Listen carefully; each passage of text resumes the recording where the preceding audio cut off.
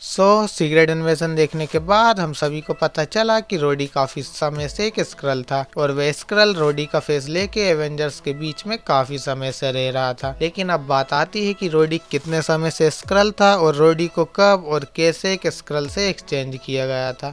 एक थ्योरी के अकॉर्डिंग रोडी को Captain America civil war movie के इस वाले इवेंट के बाद से एक्सचेंज कर दिया गया था, जहाँ रोडी विजन की माइंड स्टोन लेजर से घायल हो जाता है और जमीन पर गिर जाता है। इसके बाद हम रोडी को एक हॉस्पिटल में देखते हैं जहां वे इस मशीन के अंदर डाला जाता है और इस सीन में रोडी ने जो ये हॉस्पिटल वाली ड्रेस पहनी है वही सेम ड्रेस रोडी ने सीक्रेट इन्वेजन वाले इस सीन में भी पहनी थी जब रोडी को मिलिट्री द्वारा रेस्क्यू किया गया था। जिसका मतलब ये है कि रोडी को सिविल वॉर इवेंट के बाद हॉस्पिटल से ही किडनैप कर लिया गया था। और इसी के साथ एवेंजर्स एंड गेम के इस वाले सीन में जब रॉकेट सभी एवेंजर्स से पूछता है कि स्पेस में फर्स्ट टाइम ट्रेवल कौन कौन कर रहा है, तो वे सभी एवेंजर्स अपना हाथ उठा देते हैं जिन्होंने इससे पहले कभी भी स्पेस में ट्रेवल नहीं किया। और यदि इस सीन को आप ध्यान से देखेंगे तो रोडी का रिएक्शन कुछ इस तरह था। रोडी इन एवेंजर्स को ऐसे देख रहा था कि सचमुच इससे पहले इन एवेंजर्स ने कभी भी स्पेस में ट्रेवल नहीं किया, क्योंकि एक स्क्रल के लिए स्पेस में ट्रेवल करना कोई बड़ी बात नहीं है, क्योंकि स्क्रल अक्सर ही स्पेस में ट्रेवल करते रहते हैं। और कैप्टन अमेरिका जैसे एवेंजर ने कभी स्पेस ट्रेवल नहीं किया, ये सुनकर कोई भी स्क्रल सरप्राइज हो जाएगा। और यही सरप्राइज वाला रिएक्शन हमें रोडी के चेहरे पर दिख रहा था। और ये थ्योरी कहीं ना कहीं प्रूफ करती है कि सिविल वॉर वाले इवेंट के बाद से ही एक स्क्रल को रोडी की जगह एक्सचेंज कर दिया गया था। लेकिन वहीं विजन और बाकी एवेंजर्स के रहते हुए रोडी को किसी स्क्रल से एक्सचेंज कर दिया गया, ये बात कोई सेंस नहीं बनाती है। जैसा कि हमने सिविल वॉर मूवी की एंडिंग में देखा था कि रोडी एक्सीडेंट के बाद से चलने के लिए एक टेक गैजेट का यूज करता है जो कि उसके पैर में लगे होते हैं। और यही गैजेट हमने एवेंजर्स एंड गेम मूवी में भी देखे थे।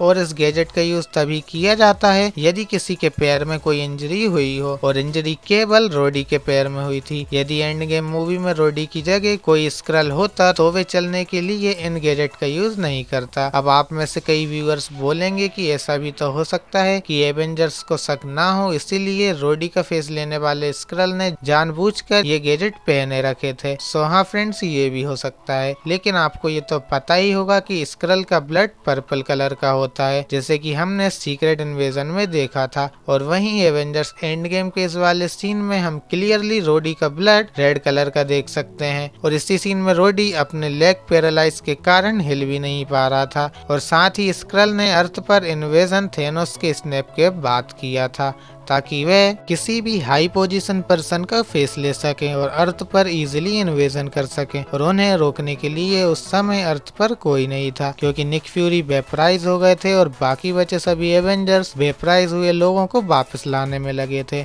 और ये सभी इवेंट सिविल वॉर इवेंट के बाद हुए हैं, तो इस बात का कोई सेंस नहीं बनता है कि स्क्रल ने सिविल वॉर इवेंट के समय रोडी को किडनैप किया था, क्योंकि उस समय स्क्रल का इन्वेजन स्टार्ट ही नहीं हुआ था। अब आप बोलेंगे कि आपने स्टार्टिंग में जो ये थ्योरी बताई थी उन थ्योरी का क्या हुआ।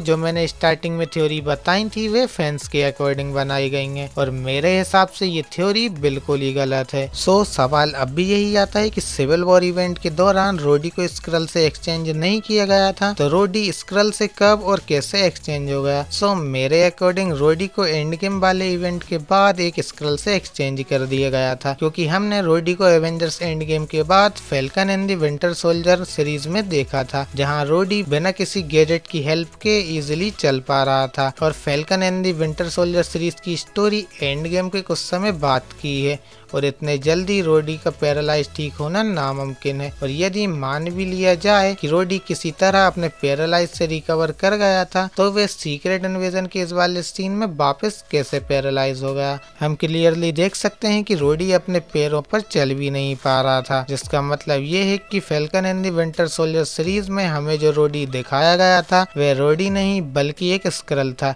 It means Endgame event और Falcon and the Winter Soldier series event के बीच में जो समय था उसी समय रोडी को एक स्क्रल से एक्सचेंज कर दिया गया था। और मुझे ऐसा लगता है कि शायद रोडी के पैर में लगे ये गैजेट्स हमें जानबूझकर दिखाए गए थे ताकि हम ऑडियंस रियल रोडी और स्क्रल के बीच में अंतर समझ सके, बिल्कुल स्पाइडरमैन नो वे होम मूवी के जैसे, जहाँ जब भी हम नॉर्मल ऑसबॉर्न को देखते थे तो उनके तीत बिल्कुल ही नॉर्मल रहते थे, वहीं जब ऑसबॉर्न पर ग्रीन गोब्लिन की पर्सनालिटी हावी हो जाती है तो ऑसबॉर्न के दांतों के बीच में गैप आ जाता है। ठीक उसी तरह जब भी हमें रियल रोडी को दिखाया गया तो रोडी के पैरों पर ये गैजेट लगे रहते थे। वहीं जब भी रोडी के फेस में एक स्क्रल को दिखाया गया तो उसके पैरों में कोई गैजेट नहीं रहता था। और मैंने आपको इस वीडियो में जो भी एक्सप्लेन किया है वे सभी इंफॉर्मेशन मैंने थ्योरी के अकॉर्डिंग बताई है या फिर इंटरनेट से कलेक्ट की है। हो सकता है इस एक्सप्लेनेशन में से कुछ बातें सच निकले और कुछ झूठ।